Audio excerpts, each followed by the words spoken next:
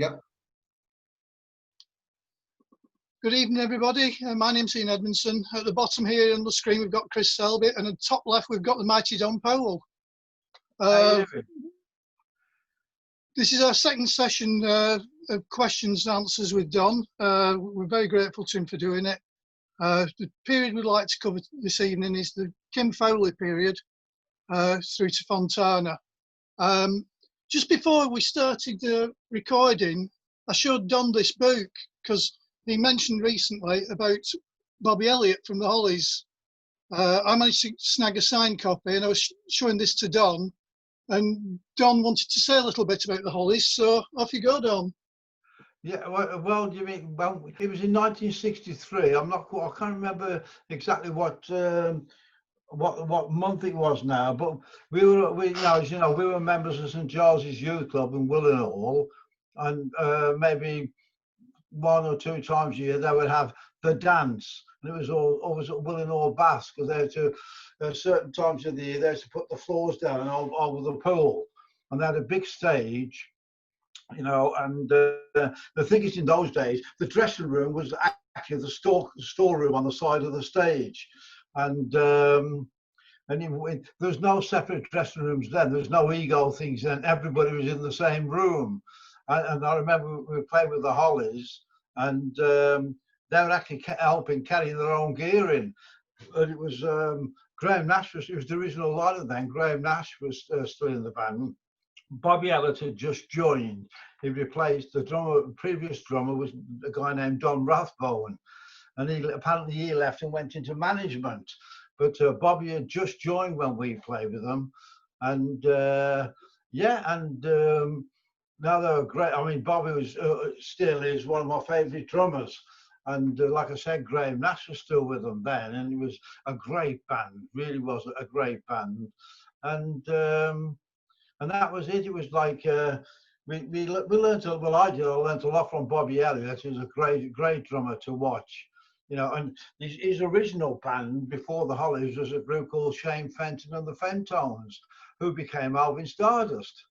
You know, so that Alvin Stardust, when he was Shane Fenton, played at my wife's 21st. So what, really?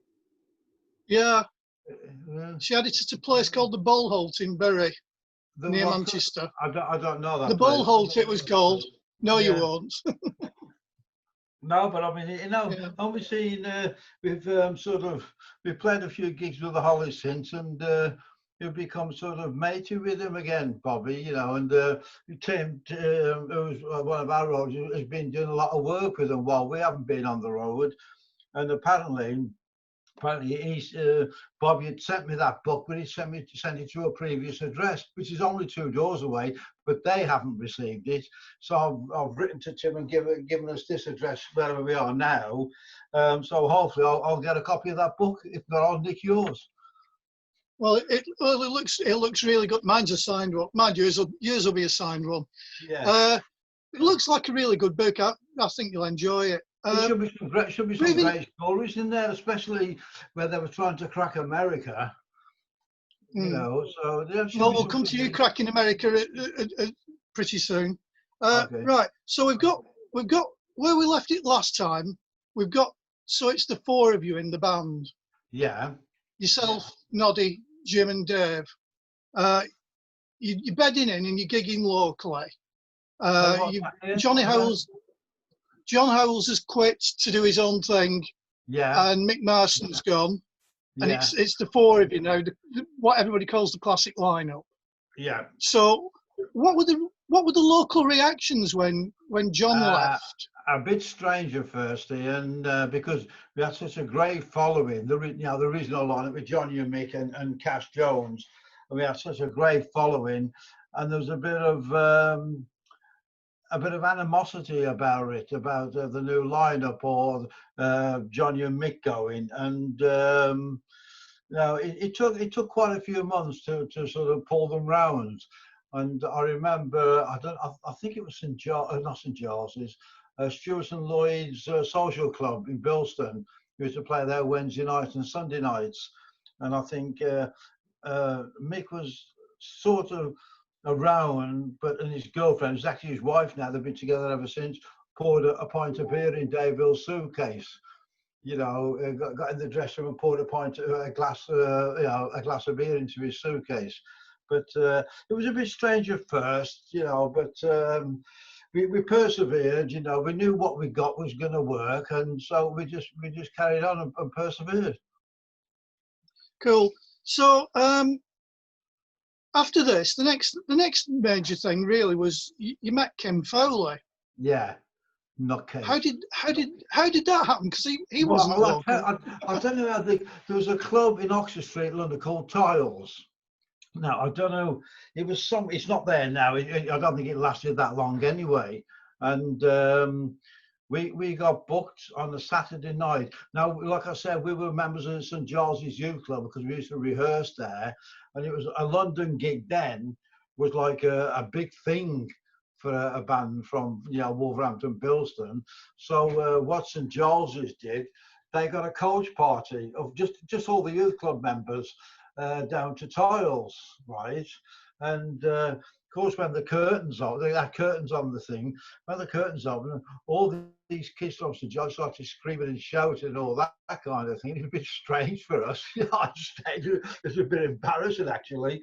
But anyway, I remember halfway through the set, I could see this guy on my left, sort of version. He stood about 2 feet above everybody else, right? And I thought, bloody hell, he looks weird. And I was watching all the sets. And when we came on stage, he came backstage to say hello. And it goes like with the American accent. I thought, who the bloody hell's this? And that was Kim Fowley. And he introduced himself, and he was actually the guy who was in a band back then called the Hollywood Argyles, which is a mixture of people from LA. And if you remember, there was that song by, I think it's Napoleon the 14th, called "They're Coming to Take Me Away." That was him. Yeah, that was him. And that to me sums him up in a nutshell. Anyway, sort of, he kept on saying to us, "You're going to be big stars. You're going to be great stars," you know. And anyway, he called us down to London. He was with an agency called the Derek Block Agency, which was Drew Harvey and Derek Block, and they had that agency, and he was mixed up with them. Anyway, sort of, he got us in. He wanted to record us. And he brought us down to London. There was a tiny, it's just a demo studio in Denmark Street called Regent Sound. I think it cost like £3 bob an hour, sort of, to do, you know, sort of thing. And we went down there, and we just learned for stage was you better run then. And we're doing other things. And I've just made a few notes here. You know, we'd learned that. You know, for stage basically, because we thought it was a great record, and Kim said we'll record that, and anyway we did it at Regent Sound. Of course, when you record it was going to be a fade out, the actual record. So we just he said we'll just carry on playing, and then when we come to mix it, then we'll fade it out as and when, sort of thing. They never did that. If you listen to the record, it just stops willy-nilly. You know, just stop how you would stop in the studio when you think you've done enough. You just sort of, nobody says, well, you know, it just falls apart basically. But professional. He left it on. He left it because he never faded it out. He left it all on. So at the end, it's just like boom, ba da da boom, and it just finishes. It was, you know, it wasn't planned to end like that. It should have been a fade out, but he just left it all on. Anyway, sort of. I mean, he was such an eccentric. And then he got, do you remember that whole type by Dave? Well, you probably wouldn't, by Dave D. He got us to record that. Yeah. You know, and he said, this could be a #1 in America. You know, and we actually recorded that as well. And then I've got notes about things like that. And you did security with him as well, didn't you? Security, an Otis Redding song. Don't know how that came about. He just came up with these songs because he had a weird mind. He had a great mind of what could be a hit, and that was like an Otis Redding song, "Security." The weird thing about security. Go on. Go on, Chris. Was security part of your act at all? Not then. It only went through Kim. We learnt it because he had this thing about certain songs, and that they could be hits, and security was one of them. So you learned it on the day in the recording studio? We had few days sort of thing to sort of knock it up and all that kind of thing. And then Right. for the B side of You Better Run was Evil Witchman, which we just sort of made it up. He came with the title Evil Witchman. He was like such an eccentric, Chris. He was great to be with. We never met anybody like him. And then you mentioned, Ian, about Nod laughing. Was it Ugly Girl? Yeah, because the whole thing sounds like it's a jam. It is. It sounds like you're making it up on the spot. I can't remember how it came about that. And of course, Kim was doing his weird thing, and that's what Nod was killing himself laughing at Kim. Because he's such an eccentric. Kim was. We used to take ourselves for teas and coffees and a sandwich at the local cafes round by Denmark Street, and he kept on saying, "You look at these guys. These guys are going to be big stars." And of course, it was really embarrassing to us. He went into a bank to get some cash, and he's there and he shouted, "Everybody, look at these guys here. They're going to be big stars." And we go, "Kim, for Christ's sake!" And it was great like that. But and then I don't know how it came about, but they got us a deal on Columbia Records, which was incredible, really. And we still withdrew our Derek Block, but nothing ever came of it, really. It sold well in Wolverhampton. We kept Green Grass of Home by Tom Jones off the number in Wolverhampton, although it was #1 in the national charts, it was just great. It was a great thing. I was sort of, we had as it was then, I don't know whether they still do it on Luxembourg, the power play, where it's played like about every 15 minutes sort of thing. And that was like back then, it was called the power play. And I don't know, and we got that. That was like he was on Luxembourg. That was a great thing. That was. He was on every 15 minutes for about a week, sort of like that. I'm sure everybody got bloody pissed off with it, But it was a great thing. And like I said, he went to, I think in the national charts he went there. I think he went to about number 45, I think.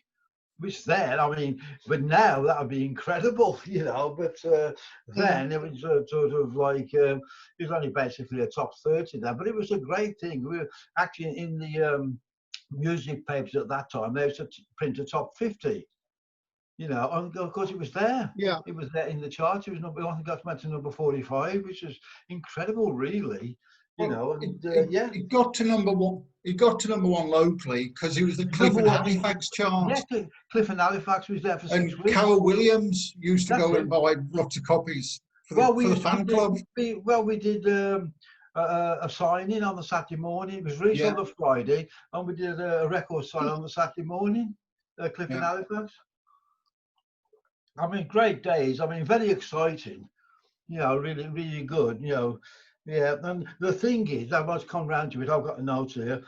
Because Robert Plant, we listen. It was them. We always used to play the same pubs and clubs. He released the same song. He's just a great person. He had brass, he had augmented brass on it and everything. But that was a total fluke. That he didn't know we were doing it. We had no idea he was doing it. And I think it came out about a week or two after ours. I think ours came out the beginning of December '66. And I think it came out about a week or 2 weeks after. But what a coincidence. We got Robert Plant and us basically from the same town, more or less, releasing the same bloody song. It was the same housing estate with Robert and Noddy. Because it was the same housing estate, wasn't it, with Robert and Noddy? Yeah. Off the Beachdale. Yeah, Beachdale, literally within feet of each other. Yeah, and 3 men in the boat. And Planty's early listen was the couple of guys that was in Nod's band originally as well. The Memphis Cutouts or the Rocking Phantoms, and a couple of those guys were in Planty's original band. But Planty was such an eccentric. he used to walk around Birmingham with banners saying "Legalise pot," you know, all that kind of stuff. Yes. He was doing the same thing then. He just anything for publicity, you know. But yeah, all these tracks done. All these tracks that we're talking about that you did with Kim Fowley, they turned up later, years later. Yeah, I on know. that. I know. Yep. I know. It's amazing, isn't it? I don't know. It's I don't know a who remarkable actually, piece of work. I don't know who managed to get the rights to those. Yeah, it's incredible. It was really. a guy from Knaresborough called John Haxby. Oh, that's right. Who's Yeah. interviewed. He's interviewed Jim Lee and he's interviewed Noddy Holder since. And I think there was a hoo-ha when it came out. I don't think people were very pleased with it. Well, I think it was like where the bloody hell you get the rights to them. That's what it was really, Ian. How did you get the rights to these songs? That was what it was more than anything. You know, sort of, because I mean, we thought that was it. You know, sort of thing. You know, we thought, you know, it's just amazing how that sort of came about. Yeah, I mean, I talked to him. He's passed on now, unfortunately. But he told me about the process of doing it. He licensed all the tracks very carefully, so he did a nice job on it. It's a remarkable piece of work. There's one track on it called "Need." I don't know that one. Nobody knows. Yeah, nobody knows who wrote it or anything much about it. It's definitely you. No, I'll have to hear it again. Yeah, I must have I'm sure I've got a copy of that somewhere. I've got to have a look. But I've got a Slade box, you know, so I'm gonna have to go all through those CDs and have a look, you know, sort of thing. But there's after because when we came, like I said about with Drew Harvey and Derek Block, that they sort of took us on and. They sort of, what was it? I was just making a look at these notes here, and they got us like, that's right, it was Derek Block. We were in the office one day, and he came in and he said, I got your fucking new record. I got your fucking, and he actually said, this is where he came from. I remember that. He says, it's the best thing I've heard since the Nicky Nacky Noo, and that's where Nicky Nacky Noo came from. Have you got that? Yeah, I mean that. And we were. I've got that down at one point. Yeah, it's. That's where it came from. That's a few years in advance, though, isn't it? And that song was Delighted to See You, right? And he got us recording thing at Abbey Road. I mean, this is unheard of. He got us a recording audition at Abbey Road, and it was with Norman Smith. He was going to produce it, who later became Hurricane Smith. You know, we had a couple of Don't Let It Die, or what, I don't know what it was. Anyway, when we drove, I remember we drove down from Wolverhampton now, battered old J2.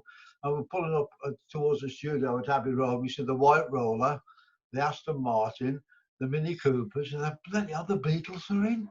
This is incredible. And of course, we're all totally in awe of all this. And we walked into the corridor, went to the reception first and said, we're doing this thing with Norman Smith. And they told us where to go. And I always remember seeing these chauffeurs like half asleep on the sofas in the corridor. And we hadn't seen Norman Smith then. And we were just kept on sneaking up to the control room of the studio where the Beatles were in, and we couldn't understand what was going on. You know, we couldn't, you know, because you do all these weird sounds coming off. And then we just like four little kids, we heard somebody coming to the door, we ran off quickly. And I remember stopping and turning around, and George Martin came out the studio and buried his head in his hands going, oh, like that, as if like I'm pissed, I'm fed up, you know, that kind of thing. And I wish I'd have had a photograph. It'd have been a great photograph, him like burying his head in his hands. And I did a lot of research later to find out what they were actually recording that day. And it was the Northern Song, the song that George Harrison wrote. It was meant, it was going to be included on Sgt. Pepper, but it came on Magical Mystery Tour, I think it came on in the end. You know, but I mean, never saw the Beatles, but I mean, just a great thing, great experience, really. I mean, we never saw them. We were just in the same studio or the same complex anyway, as they were, you know, sort of thing. But I've since found out that actually it was the guy that Delighted to See You, that song was written. Do you remember the Honeybus, a group called Honeybus? A couple of minor things. what's it? Have I got to make a note? But yeah, I think they did had a couple of records out. They got quite a bit of radio play, and I don't think they ever really did anything. And then I was looking for, I don't know who it came, but I was looking for yeah, and Norman Smith, the producer who did it, you know, who did Delighted to See You. His comment on, I think, his note on the contract about us was not suitable for a long-term contract. that was his comments about us, you know, sort of thing. But anyway, there it goes. Yeah, I got the recording sheets from Abbey Road for that. Oh yes, that's right. Yeah.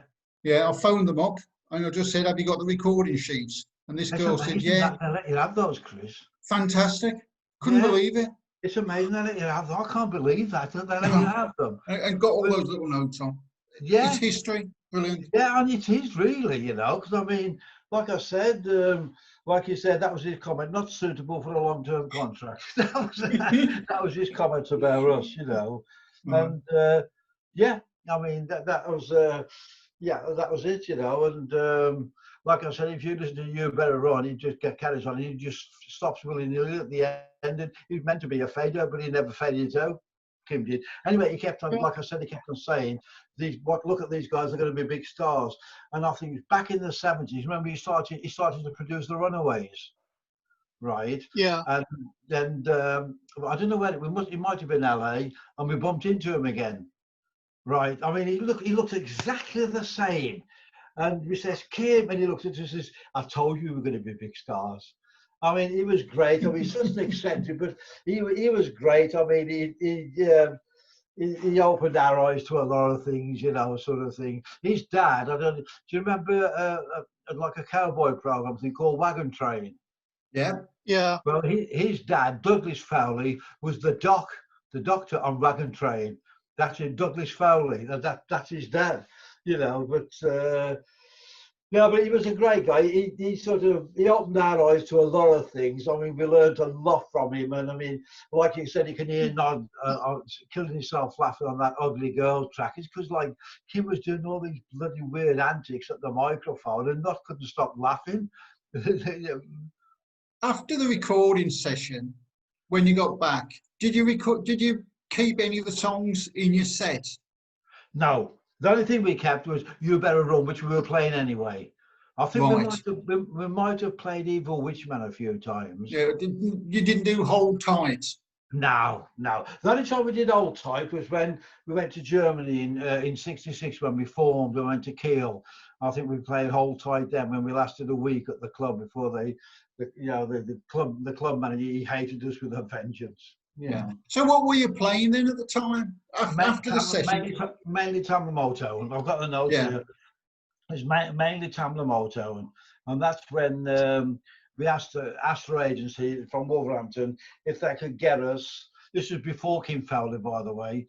If they could get us, was it 66 or 67? Went to Germany. Anyway, 67. Anyway, they got us a gig at Kiel University, like a month at Kiel University. Not Kiel Star Palace in Kiel. And the top of the bill there was Paul Raven and the Boston Show Band, which is Gary Glitter. Yeah. You know, and we had no money. It was a big old this club. Star Palace. The club manager there, Manfred Wattala, he hated us with a vengeance. He hated us. He used to stand down the front, sort of with his bunch of keys, throwing his keys on the floor. Too much treble. And he kept on throwing his keys on the floor. I mean, this was an old cinema. Now, accommodation was meant to be found, because it was an old cinema. It had all the stairways up to the balcony, all that kind of thing.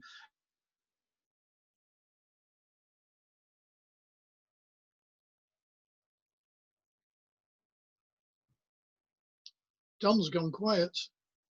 He's frozen. He wouldn't give us any money. That's why we only lasted about a week.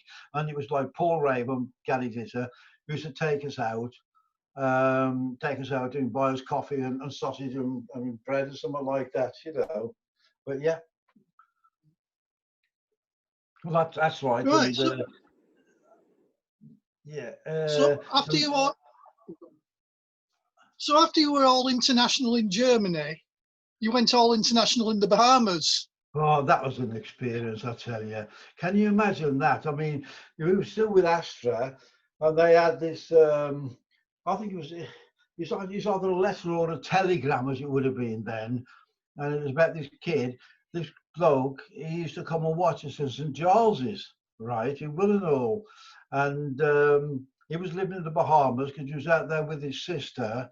His sister was married to a Bohemian, you know, and he was out there living, and he saw this opening at the club, you know, and he said, obviously, I know this band from England, and he got this guy, this rich American, to finance it in the sense of like paying for our air flights out there, you know, sort of thing. Now, none of us had ever been on a plane before.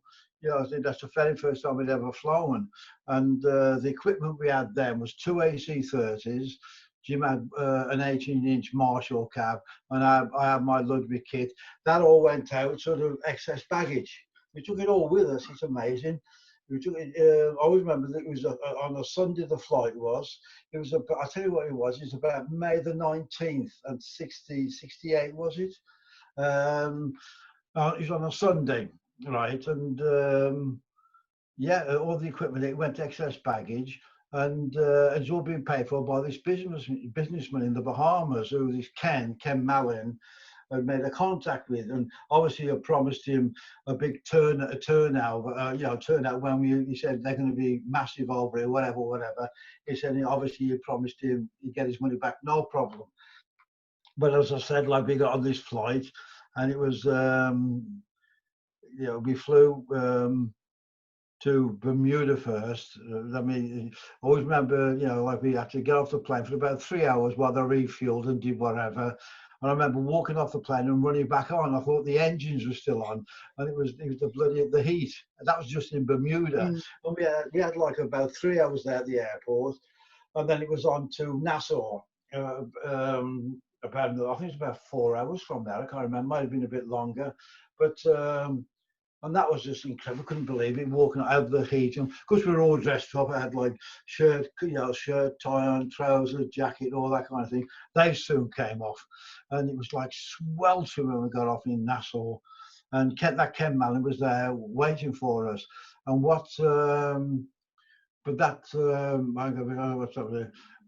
then we had from Nassau. I mean, just unbelievable.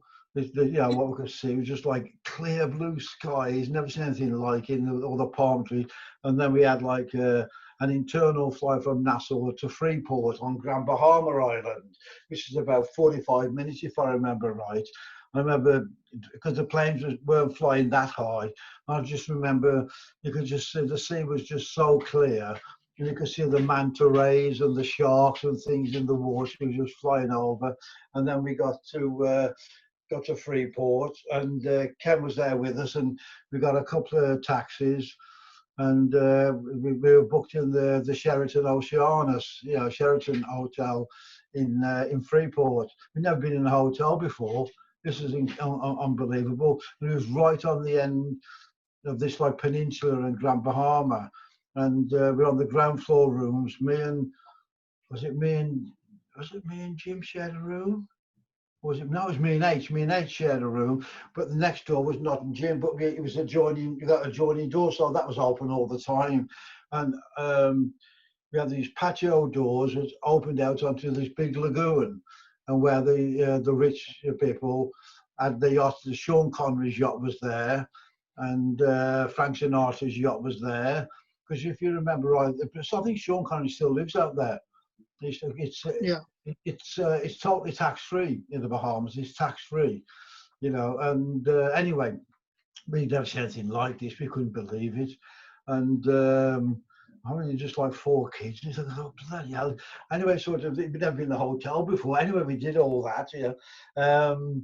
And Ken says, "I'll come back tonight. I'll leave you have a sleep or relax." He says, "and I'll come and pick you up tonight. We'll go out for something to eat." And he said, "If you want anything, just order room service." And we said, "What's room service?" Yeah, we didn't know what room service. We never did about room. He said, "Well, just or there's the menus in the rooms, pick up, or pick up the phone, order what you want, and they'll bring it to the room. And we go, but we don't have to go and get it. No, they'll bring it to the room, and he said, and just sign it on the room. But don't we have to pay for it? They'll just go on the room, And of course, we ordered these things. They came down with bloody trolleys, with this food that we'd ordered, so we couldn't believe this. Anyway, so it started to get dark, and these electrical storms were going on. There's lightning flashing across the sky, lighting the whole island up, really. And of course, we were waiting for the thunder. We didn't know what an electrical storm was. There was no thunder, no rain. It was just these electrical storms. Anyway, he took us out to another hotel. I think it was one, not a Holiday Inn, but something like that, because all these hotels are enormous. And it was just unbelievable. Just unbelievable, and because we were still on the time change, or we weren't really tired, and eventually we just couldn't believe what we're being surrounded with, all the incredible hotels and all these amazing buildings and what have you. Anyway, we eventually got back to the hotel, whatever time. I mean, we were absolutely knackered then, after the time change and everything. I mean, more or less went straight to bed. He says, "I'll pick you up tomorrow," which is a Sunday, I think it was. But anyway, so I'll pick you up tomorrow and we'll get all the equipment to the club. We get like an estate car sort of thing. And because like I said, we only had tiny equipment then. And I remember driving to the club. All of a sudden, all the luxury things started to disappear. We're going somewhere else on the island. And it got a bit sort of derelict sort of thing. I thought, bloody hell, what's happening now? And we're going down, and I remember going down the street, and we saw this club. It looked like a village hall type place, and it looked a bit of a dump. And we thought, well, we don't care. We're bloody hell, Christ's sake, we're in the Bahamas. We're going to have a great time, And there's all these Bohemians there, all stoned out their brains, smoking massive joints out of the club. It was like nothing. And we walked in the club. I mean, it was a bit dingy, the club was. And I remember being introduced to Duke, who was like the club sort of manager, this Bohemian. And there was a stage, just a tiny stage, really. And we thought, well, we're going to have a great time. And we set the gear up, and then did a bit of a sound check. I think there must have, I can't remember whether we had our own PA or whether we used the clubs now, I can't remember. But anyway, we sort of did that. And when we went to play, there was a lot of white kids in the audience. It was a school there. And but there's a curfew at 10 o'clock for anybody under 18 and under. They couldn't be out. Right, so they had to leave the club from about 10 o'clock, and then it was just the black Bohemians, like stoned out their brains, sort of things. And we thought, well, God, we're just 4 young kids having a great time, sort of thing. Anyway, there wasn't that many people in the club. Well, we thought, well, Can I ask you about your sets, Don? About what? About the sets. You said about the white kids, first of all.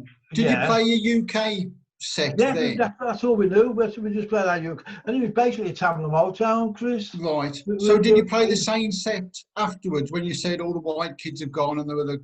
yeah. No, we played all... But these Bohemians, they couldn't believe 4 white kids were playing Tamla Motown and all soul type stuff. They couldn't believe it. They were in awe. The 4 white kids were playing Tamla Motown and all that kind of stuff, Well, I think the story's fairly well known about basically as a cock-up, wasn't it? You got stuck out there a lot longer. Yeah, well, no, don't get me wrong. We could have been in bloody Moscow. I mean, the thing is, it's like there's making no money. They give us a few dollars, but we didn't care because we had the hotel. We were eating and drinking in the hotel, right? Yeah. Wrong. We thought it was all being paid for. Wrong. And that's what happened. Did you tell your parents when it all started going pear-shaped? Not really. Not until it did go. We wouldn't admit it. We wouldn't admit it, sort of thing. You didn't ask for money or anything. You didn't ask for any money or anything like that. Well, what it was, they were giving us a few dollars a week. The deal we went on was $100 a week each, but we weren't getting that. We might have had $100 between us. Yeah. But but we were eating and drinking at the hotel, so we didn't care. You know, we thought we'd climbing, having a great, we swimming on the beach every day or by the hotel pool. And the white kids who we made friends with, who I've seen a few since, there's Penny, she's now a grandmother. She lives in up north of Liverpool. And there's a guy named Randy. He's American. He now lives in Canada. He is a grandfather as well. He lives in Canada. We've made contact as well. And that's about it, really. But, you know, sort of like we didn't care. Anyway, sort of, because we had our return tickets. Right, we had our return tickets. You had to do a bunk to get out with the gear, though, didn't you? You had to make a run for it. That's what we were saving for, Ian, because our gear was still on HP, so we couldn't leave it. We were still paying for our gear, you know, so we couldn't leave it. And so all we were doing, with what bit of money we were getting from the club, we were just saving to pay for our gear back, you know, excess baggage basically. And it was nearly. That's right. After about 6 weeks, we thought. Then we suddenly find out the club had been bought by two American guys. We knew nothing about this, and then we told them that they're willing to keep you on, and they said they will pay you $100 a week between you, and blah blah blah like that. And we thought, well, what else can we do, you know? But the thing was, around the same time, I remember. We were lying in our beds in the hotel, and the phone rang, and it was mine and Jim. I said, mine and Jim or mine and Ashes? But I can't remember what I shared with you now. I think it was with Jim, me and Jim. Anyway, we had a bed each. You know, I mean, I've never had that before. It's usually the four of us in one bed, you know, sort of thing. Anyway, so the phone rang, and can you not saying, pick the fucking phone up? Anyway, so sort of, you know, and it was the hotel manager, or it was his assistant, saying, I always remember the hotel manager's name was Dan Darrow, and then he said this guy said, I'm Mr. Darrow's assistant. Mr. Darrow wants to see you in his office straight away. And we shouted, no, the manager wants to see us. Tell him to fuck off. You know, sort of, anyway, sort of. And then after about 10 minutes, we went back to sleep. After about 10 minutes, this guy called again, said, Mr. Darrow wants to see you right away. Oh, fucking hell. So we get out of bed. We just put our jeans and t-shirts, or swimming shorts and t-shirts, and I go down to his. I thought, what the fuck does he want? Anyway, I go down, we sit in his office, and he's sort of, and he's there, and he said, well, listen, him and his assistant, he says, listen, he says, you've been here for 6 weeks now, living like kings. When am I going to get some money? And of course, then you feel the blood drain from you. You know, what? And he said, you know, like I said, you've been here for 6 weeks. When am I going to get some money? I thought, well, we're under the impression that it's all being paid for, because the club's not making any money as far as us getting paid, you know. But the deal was, we came across the hotel and everything being found. He says, I know nothing about that. You know, because then you feel the blood drain from you. And we said, well, what's the bill? Because remember, we've been there 6 weeks, living like kings, just on room service. And it's about this moment in time, it's about 35 grand. Of course, we just burst out laughing. He said, it ain't funny. He said, well, geez, we got no money. We've got nothing. He said, well, that's right. It was when he told us, well, I know the club's been bought by 2 Americans, and they're willing to keep you on and pay you $100 a week between you, which one of my men will go down and collect 75 of it and give you 25. That's like giving us 10 quid for the week, you know, between the 4 of us. He says, I'm moving you out the hotel into one of the staff apartments, and you're staying on this island until this bill's paid. And we said, well, we'll leave for England in 2 weeks. So he said, no, you don't, not till this bill's paid off. I was like, yeah, you really feel now. You really feel on your own then. You really feel isolated then. Anyway, we found out. You know, we got to this staff apartment or little thing, and there was just a tiny room. We put 4 camp beds in the rooms, a tiny kitchen. It was like a little bedsit, really, for like, you know, for one of their staff. And there's a, you know, bathroom, a toilet, and that was it. You have, like I said, you have four camp beds around the rooms. Only one room. And that was it. And we were there, and of course, like, we went down to meet these two new bosses. One was named Mr. Smart, I can't remember the other guy's name, but and they had the wives with them, and they didn't like us much at all. They always thought we were too loud and weren't playing the right stuff. You know, they didn't like us really, but they were stuck with us basically. And I always remember they started to bring acts over from Miami. It was like a fight. Well, there's a guy who was already on the island and got a guy named Prince Bardou. His real name was Sid, right? And he was a black guy. He used to do like fire dancing and limbo dancing and sort of stuff like that.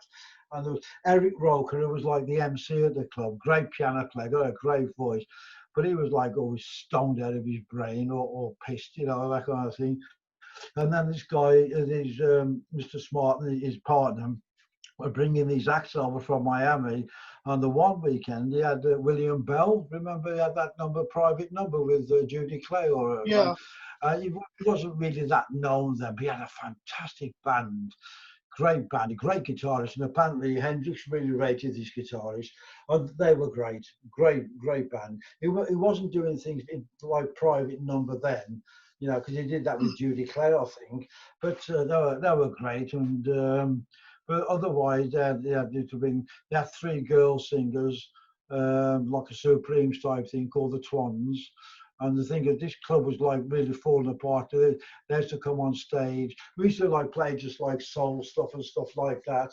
And I remember one of them, they came through in the high heels, and the stage gave way, and a hill went right through the stage. And now that's how dilapidated the club was getting. And then other people, they never had a drummer. So I used to be on stage at 8 o'clock at night till 4 in the morning without a break, Friday, Saturday and Sunday. No extra money. I used to be asleep on my kit like this. And then whoever went off stage, you know, so it was the Twans, and then the others would come on and knock me, say, come on, it's our turn now. And I go, shit, you know. So I'd never had a break, or Friday, Saturday, Sunday, I never had a break. So when you got the chance, when they decided they were doing the club up, and you managed to get your gear out, and you managed to get your gear on that plane. Yeah. Was it a relief? Was it a huge relief to you to be able to go home? Because you were living the dream out there, in a way. Yeah. But at the same time, you were like captive. Well, we were living the dream, and then all of a sudden, when we suddenly realised we had the money to get back home, we thought, yes, we've got to make the move. But then we thought, how are we going to get our gear out of the club? They're going to find out, you know, why, you know. But it was just like a brilliant stroke of luck. The two guys said, we're closing the club for the week. We're going to redecorate. Want all your gear out of the club. Now it's just about saved enough money for our gear to get, you know, it was a few $100, whatever it was, and it wasn't a lot, but I mean, so we had to save it up. It was a few £100. Anyway, so what we did, we got a couple of taxis, raced it straight down the airport, got it on a flight back to England, which we will pick up at Heathrow, and we had a week before our flight, and we just had a party in that little apartment we had. We just had a party for a week with all the school kids. You know, you should have seen the state of that place when we left it. But I remember we flew out on a Sunday evening. Now, what the same thing happened again? We had to fly from Freeport to Nassau to get our flight back to London. Now, all the inter-island flights are like it's like a bus route. Every 45 minutes, really, you get a plane going to Nassau. So we had to time it so we could leave Freeport and get to Nassau and basically check in and go through to our flight to London, which we did. We said to all the kids, you know, like on the Saturday night, we said, listen, we'll say our goodbyes now because we're sneaking off tomorrow. You know, it's been great, you know, you've been great to us, you know, but we've got to sneak off tomorrow. They all bloody turned out at the airport to see us off. I was like, no, fuck off, go. Anyway, we got our flight, and it was a weird feeling, you know, flying from Freeport to Nassau, going over the, you know, sort of flight. It's only about a 40-minute flight, but looking down and seeing this incredible blue ocean, thinking, God, just we've been here for 3.5 months, you know, so we'll never ever see this place again. You know, we've been here, but tell you what, it made us so tight, playing wise and as 4 people, because we had nobody to rely on. Anyway, we got to Nassau, got the gear, you know, because the gear was there, and we got that on the plane. Then we found out the plane, the plane was delayed from England. Oh, I thought, oh shit, they're going to realise we've gone. They're going to come after us. And what we did, we went to 4 different parts of the airport. Each of us went to, was hiding, you know, sort of like on benches, keeping out, looking. Well, I remember looking at all the planes coming from Freeport, hoping there's none of the gangsters on the plane, and like our plane was being delayed for about 5 hours or something like that back to the UK. And I always remember seeing our plane coming into land. We thought, oh, fuck, great, And then we ran, and eventually we ran and just got on that plane. And it was just a weird feeling, sort of leaving there. And we had because in those days, when you check in the hotel, you write your real name, real address, and all that kind of thing. We had letters for about a month after from this hotel, from the Sheraton hotels, wanted to know where their money was, or they wanted their money, but they never really came after us with solicitors or anything like that. I think they just wrote it off. I mean, I don't know whether the hotel manager lost his job, but yeah. But when you think, I mean, it was just like, 4 kids in the Bahamas for 3.5 months. Unbelievable. Then you came home. Yeah, but then you came home and you just hit the ground exactly the same as before, didn't you? The first gig I got for you is Bilston at the United Services Club. Yeah, yeah. And you were billed as from the Bahamas, the in-betweens on the advert. Yeah. So you'd have come on all suntanned, all Greek gods, as you would have been. We're playing all soul stuff. Yeah. It was totally alien to to what the kids that knew us before we went. The Express and Star said a week after you'd come back, they said you'd been offered a Tamla contract. Was that just rubbish, Chris? Unless there was some bullshit going on the island. Yeah. I vaguely remember it, but it was because everybody was there, sort of like always offering you this and offering you that and all that kind of thing. Because if you remember, I was reading up about the Bahamas. It was the mafia, the American mafia, that opened the Bahamas up because that's where they could launder their money to. And that they sort of finance all the casinos and the hotels, no tax on the island, so they laundered all their money down there. And they basically sort of ran the Bahamas, really. Definitely not Bilston then. Sorry? Not Bilston then. Not Bilston, no, but we were playing so fast, or like from after being in the Bahamas, all like soul stuff and all that kind of thing. But I'll tell you what it was then. When we decided to come back to England, or when we had to come back to England, we thought, Astra made no attempt to help us. We used to write to them. We wrote then. We couldn't afford a telephone call, or there's no emails, nothing like that. So it was just a normal letter. And they made no attempt. He said, we're up shit street. We've got no money. We've got this massive hotel bill over our heads. And they made no attempt to help us. None whatsoever. And that's when we decided we were going to leave them. And then they formed with Roger Allen and Astra, and it was called Astra Allen Agency then. And this is how much they thought of us. They never even had a contract with us. We were signed with Astra, but when Astra Allen came, they signed everybody else, like the Montanas, the Californians, all people like that. They never even came to us with a contract. We always said at the time, me and us said, let's not tell them. Let's just keep that under our belt. You never know when it might be worked to our advantage. Have the agency thing, you couldn't be associated with it. So that's what it's called, a Anita Anderson agency. And they agreed to take us on. And then we said to Astra, we're leaving you, so you can't leave it. You can't leave, we've got you under contract. And we said, well, let's see the contract. Which we knew they hadn't got because they never bothered with us. Anyway, they said, well, we can't find you just like that. But I said, well, we'll come back in a few days and you can show us then. And they hadn't got one. They would talk about egg on the faces, and we just walked away and went with Anita Anderson. But what I meant to say, in the Bahamas, That's when we first heard Born to Be Wild by Steppenwolf song, because we never heard American radio like that, and it was unbelievable. It was Born to Be Wild and Journey to the Century of Mind by Amboy Dukes, which is on the Beginnings album. You know, when I never realised at the time, but Ted Nugent was in the Amboy Dukes. Yeah, he was. Yeah. Born, I've got to disappear. So I'll say good night. I'm going to disappear. It's been fantastic talking to you as ever. I'll see you. I'll see you whenever, mate. All right. I think so. See you, Ian. Talk Take later, care, mate. Me and Ian will just carry on because lots Okay, of mate. things. Take care. Yeah. Take care. Okay. Yeah, like I said, Kim Fowley wanted to read Hold Tight, you know, the one that Dave D's like recorded. He thought it'd be a big hit in America. Nothing ever happened, you know, that kind of thing. But that's it, you know. And yeah, but I mean, where are we now? Because I mean, I've got a thing. You know, about who did you met? That producer, but his name was Irving Martin, I thought. Irving Martin, right? Okay. Yeah. Yeah, you did 2 demos with him, Journey to the Century of Mind and Mad Dog Cole. Really, I don't remember. I remember him, but I don't think nothing ever came of it. Ah, right. I'd got a note that there were 2 demos made. The next thing that happened was you found Jack Baverstock. Really, how did that happen?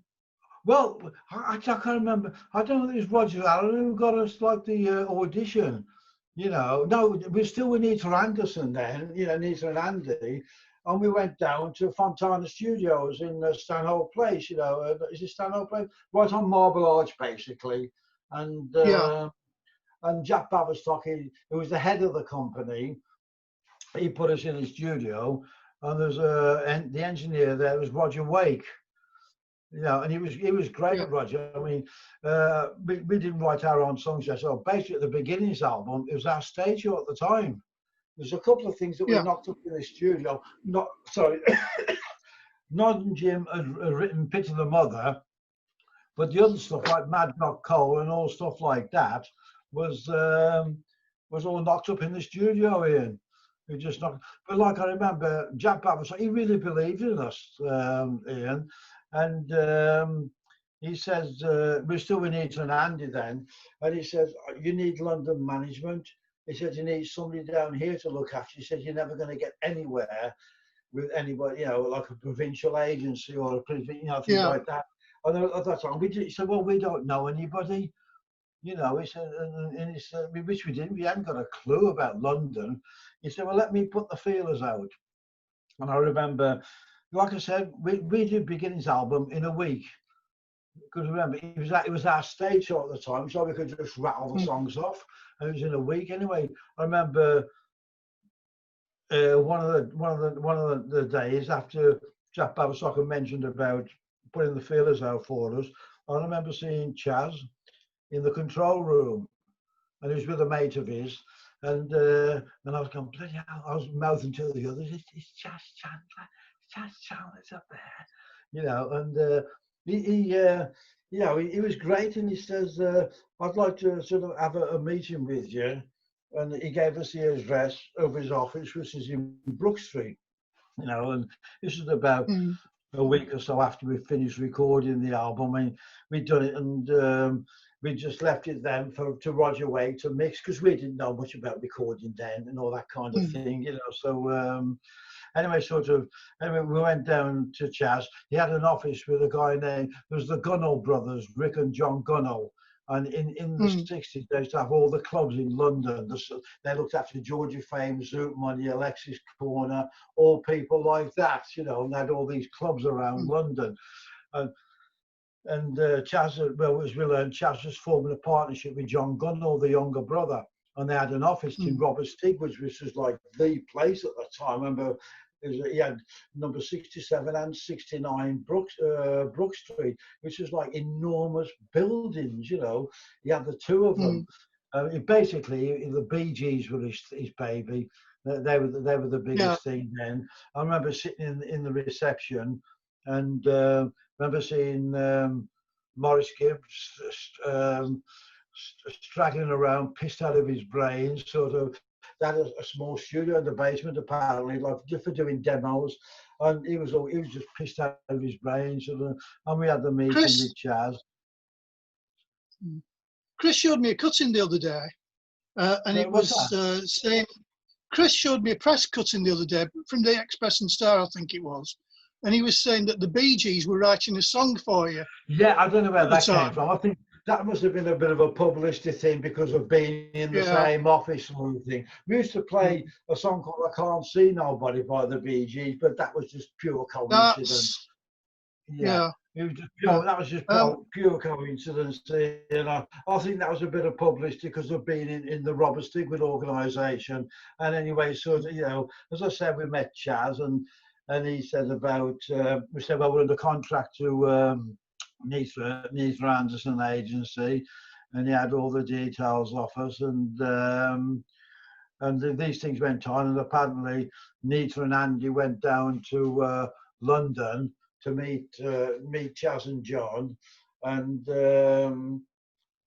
anyway, that was it. And then after about a week, we went to Neathra and Andy's office, and they said, listen, we've realised we can't do much for you these days. I think you're better off going to London with these people, Chas Chandler and John Gunnell. We think that'd be the best thing for you, you know. We thought, that's really nice of them to do that. We found out later that Chas had paid them 400 quid for our contract. Because I remember Chas said it was... But that was a bargain, wasn't it? What was that? That was a bargain, wasn't it? Yeah, a bit of a bargain. But I suppose it was the point of it. Because I remember, like, we didn't know anything about that, Ian, and it wasn't until later that Chas said, did you ever get any money from, you know, the money that we paid for you? We said, well, you know what you're talking about? We didn't know that they'd pay them 400 quid, you know, and obviously Neathra and Anderson kept it to themselves, but they did, you know, it was by the by anyway, you know, but yeah. It was, just before we wrap up, Don, because it's getting up to the point where it's going on for an hour long, which is what you can get on YouTube. So what I'll finish with a couple of questions that we've had about beginnings, if that's okay. Right, yeah. This nice record. You were writing your own material at the time, a little bit of it. Was it very much out of necessity that you'd had to do it? Well, I think what it was, I think it's like Jab Baberstock or Benjamin Roger Wake sort of mentioned about doing, you know, stuff. And a few along, I think it was it Mad Dog Cole that was on there? Mad Dog Cole's on. Yeah, Pity the Mother. Pity the Mother is the song that Nod and Jim had written with Jim on violin. That was our first song they wrote together. Yeah, I mean, a lot of the songs. Sorry.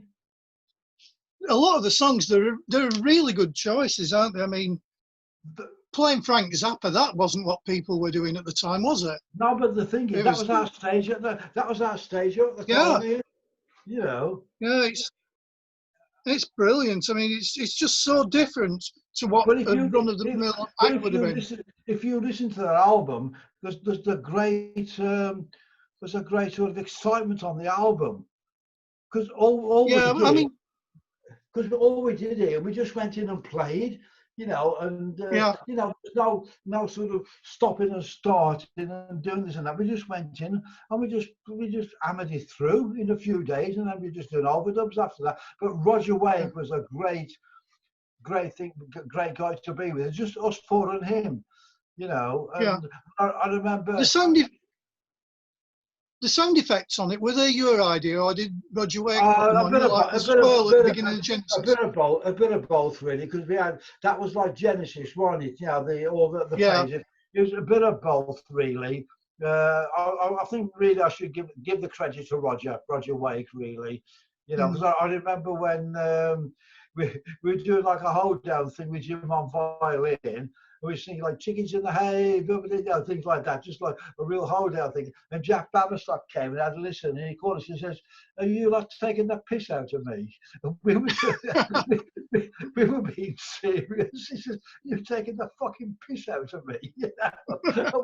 We couldn't stop laughing because we were trying to be being serious. I mean, one of the comments that's been made on the forum is that the sessions sounded like you were having a really good time. We were. You know, it does come across on the record that you're having a good It time. does, doesn't it? I will say that. But I've heard it, not recently, but last time I thought, bloody hell. Because you know what it was? We had nothing to prove, Ian. We just went in, and there was no people thinking, get the metronome out, you know, sort of make sure you don't speed up or slow down. We just went in and fucking played. There was no, there's no, you know what I mean, clock, you know what I mean, things like that. We just went in and played. And even Chas said that. So I've never known a band being given fucking studio time, like a totally unknown band be given studio time before. It's unbelievable. Anyway, sort of, because like when we saw him, he said, I can't stop the album coming out. He said, but I'm going to take you away from Fontana and put you on Polydor. But like I said, it's still great. I mean, I feel quite proud when I hear it, Ian. I thought we just went in and bloody played. It's one of those that people like me who became fans around the time of Slade Alive. Yeah.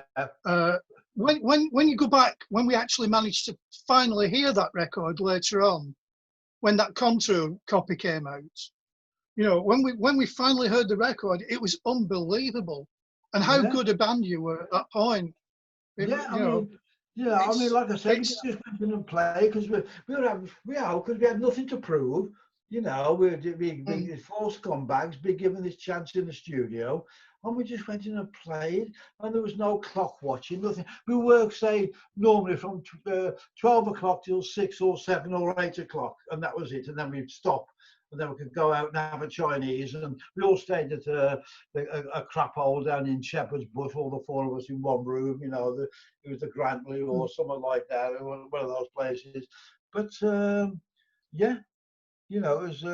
I'm just looking at some more notes here, and yeah,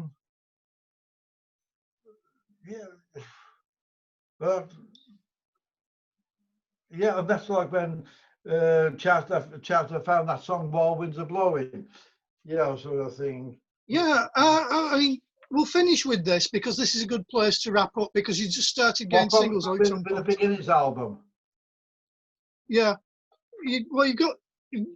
there's beginnings. You had Genesis and Roachsteady out first, then Beginnings came out, and then you got While Winds Are Blowing as your next single, which I think that's a very different record as well, isn't it? It's a very different song. Yeah, While Winds Are Blowing. I think it was Chas found or came up with that song for us. We didn't particularly like it, to tell you the truth, but we thought, well, we're not going to ruin our chances with somebody like Chas Chandler, you know, but also like the Robert Stigwood office behind us, for Christ's sake. We're not going to ruin our chances. So we recorded it. We didn't particularly like it, you know, we weren't particularly, but it actually, if you see, like you just showed, that came out on Fontana because we're still under contract and nothing Chas could do, you know, we're still under the contract with them.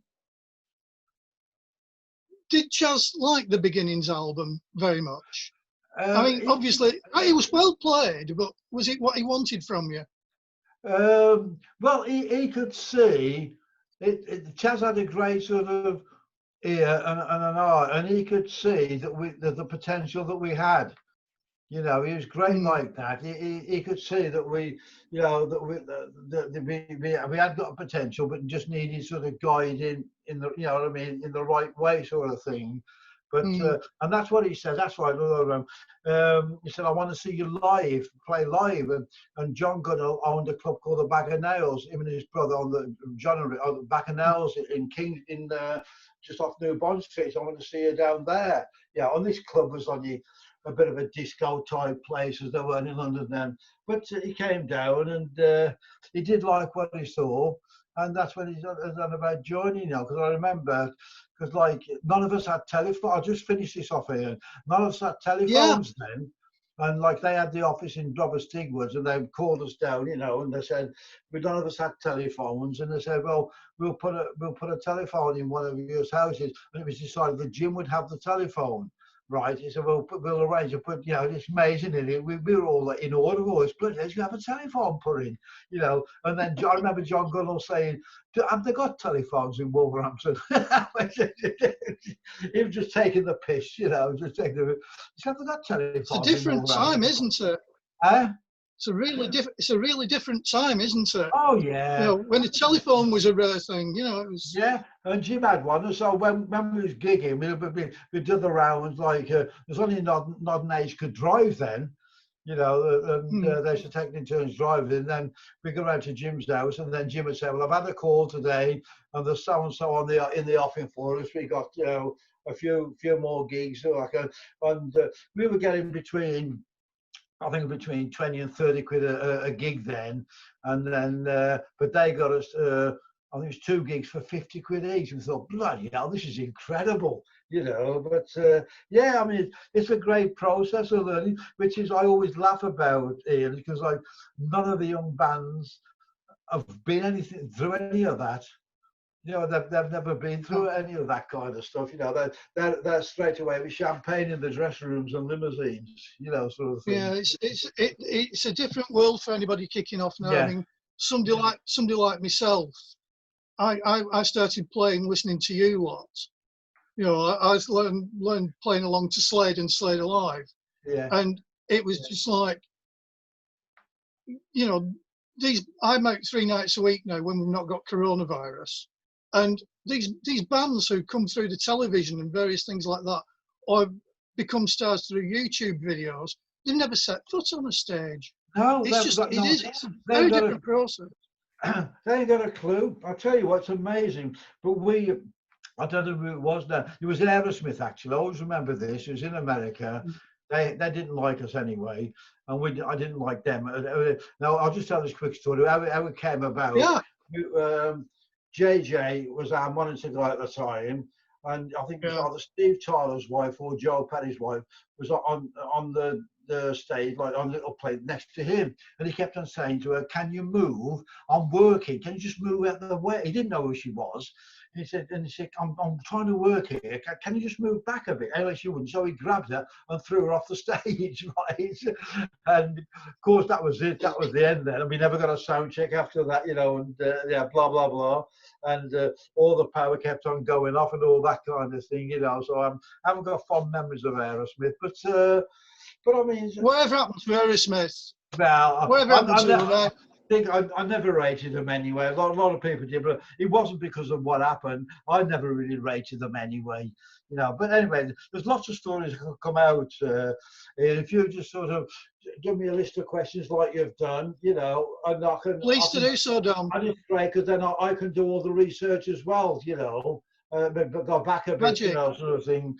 But yeah, talking about that Irving Martin, I know he produced the Californians, you know, from Wolverhampton, the Beach Boys type band, and there's a group called Sight and Sound.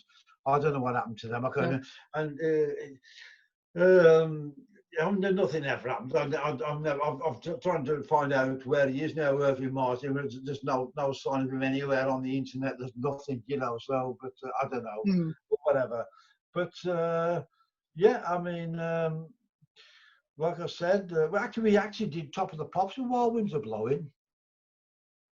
You know. Yeah. I remember that. We did Top of the Pops. You did it with Shape of Things to Come as well, didn't you? Yeah, that's right. Yeah, I forgot about that. And then I always remember there was the lady who was the TV promotion lady at Robert Stick was her name was Ruby. It's either Beard or Bard. But she got Top of the Pops for us, you know, and yeah, like I said, we did it with Shape of Things, and we did While Winds Are Blowing. We did quite a bit of promotion with While Winds Are Blowing, actually, but it never did anything. Well, next time we get talking, Dom, we'll have a go about all the BBC radio stuff as well that you did, you know, because that's a big subject. The live stuff. We'll get onto that. That was great fun as well. That was Ian. I'll tell you who was. Do you remember that DJ Mike Harding? He did a few Top of the Pops, and it's not the comedian Mike Harding. He was an engineer at the BBC. But we'll leave that. You know, if you do a list of questions. Yeah, we'll come on to that next time. There's loads of great questions we can get for that. Yeah, he was a great engineer because I mean we used to do. It's amazing. We got booked, you know, through Robert Stigler's organisation. Then you could record. We could record 5 songs in one afternoon, and they play each one each of the days, like Monday, Tuesday, Wednesday, Thursday, Friday. You know, and they own them, so they could put them on any other shows. Sometimes it'd be on 3 or 4 times a day. You know, sort of thing on you know, whoever was the DJ at the time, sort of thing. And we used to get paid, I think it's 48 quid for the afternoon sort of thing, or the evening. But Mike Harding, who was the engineer then, he did become a DJ for a short while. He did a few Top of the Pops, and then he just disappeared into obscurity. But he was great. He was a great rock engineer. You know, but no, you know, he was a good guy. But you get some more questions together, mate, and then give me like you did before. Give me notice, and I can do some research as well. You know, so Brilliant stuff for you. Magic. Thank you very much, Don. All right, mate. So I'll just wait to hear from you. All right, mate. Okay, thanks a lot. Take care, mate. Talk to you soon. Cheers. Bye for now.